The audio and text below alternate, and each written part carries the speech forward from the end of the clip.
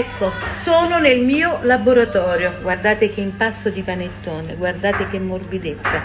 E adesso vi faccio vedere, questo è l'impasto grosso. Questo è un panettone classico, tante pieghe vanno fatte, ricordatevi di questo passaggio che è importante. Ecco, è un impasto appiccicoso, non pensate che sia un impasto, eccoci qua. Adesso vado a farlo rotondo, eccoci qua, e lo vado a pirlare, come si dice in gergo. Ecco, questo è un impasto, questo impasto è 1,150 kg. Vedete come faccio adesso?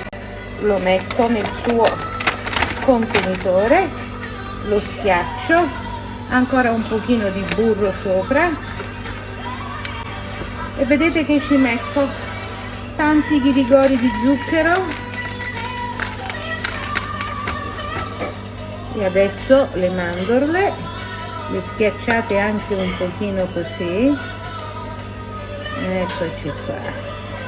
Questo è un classico con mandorle, uva candita, eccoci qua, canditi di arancio e tanta uva passa.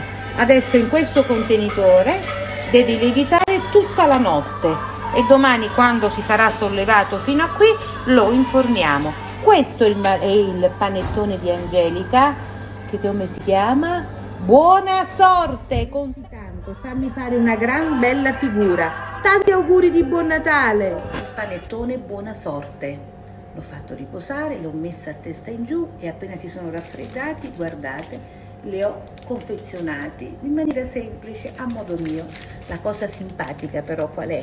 È la targhetta che c'è scritto buona sorte e questo 1, 13,58 ve lo dovete giocare al bancolotto, perché nella vita non si può mai sapere, un po' di fortuna non guasta mai. Angelica Sepe e il suo panettone. Guardate, guardate che spettacolo. Questo è un panettone al cioccolato con delle scorzette d'arancio al cioccolato.